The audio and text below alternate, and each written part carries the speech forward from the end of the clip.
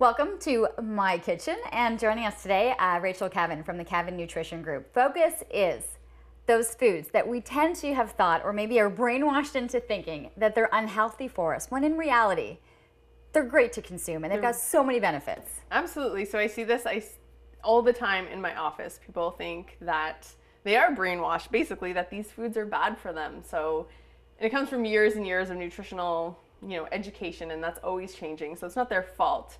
But when in doubt, always choose a whole food. That's the moral of the story here. Well, it's interesting because when you talk about that, you have clients that are coming in and you kind of go through, okay, what are you doing? What have you not been doing? Are you surprised when people think that they have been making the right decisions and then to look at the reaction when they're like, really?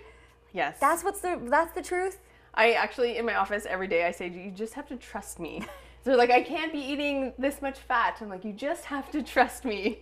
Every single day I say that to people, so. Okay, and really what we're looking at right now are some of those better fats. Yeah, I kind of noticed that when I was thinking of these different foods, that most of them are actually just fat. But let's do this. Let's dive right in. So the first one is egg yolks.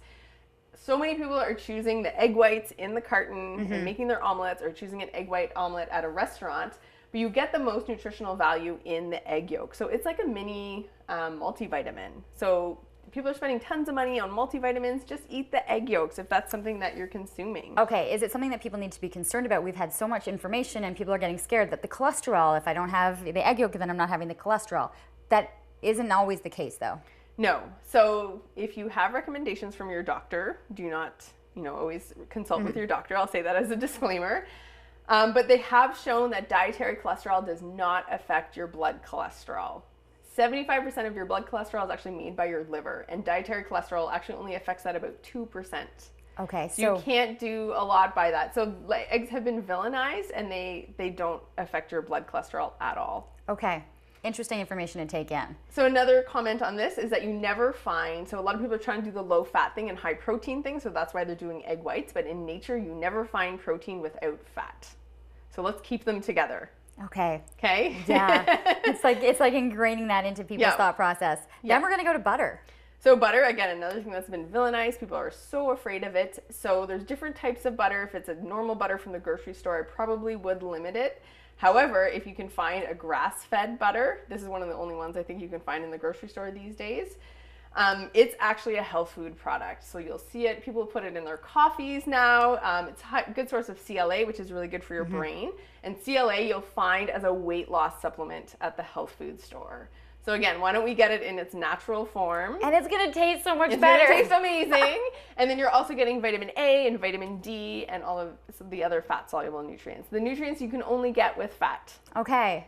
Let's go to the yogurt. So again, with the yogurt, it's better to choose full-fat, plain yogurt, which tastes good. So like I've said, when you take away fat, the fat tastes amazing. So they have to add something else, and they add lots of sugar. And then often with yogurt, they add a lot of emulsifiers because it's supposed to be nice and thick. So when you take away the fat, then it gets kind of runny, and people don't like that as much. So again, they're making an imitation fake product. So just go for the full fat. Okay, and enjoy it.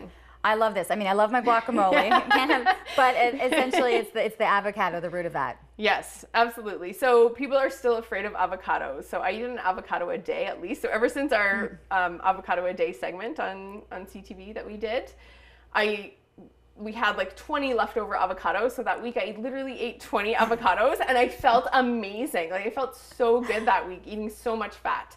So you don't necessarily have to eat 20 avocados a week, but definitely one a day is fine. But people are still afraid of them. So they get confident and then they get kind of scared because they're having a whole one on their salad. But no, eating an avocado a day, I guarantee that's going to make you feel so much better. I put a little salt and balsamic and I eat it with a spoon. Yes. So good. I actually ate an avocado before coming here.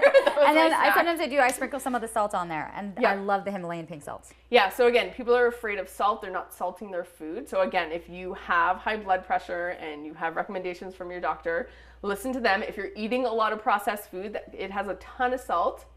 So don't be adding extra salt. But salt is a required nutrient. So a lot of people are just afraid of it because the media has said to be afraid of salt.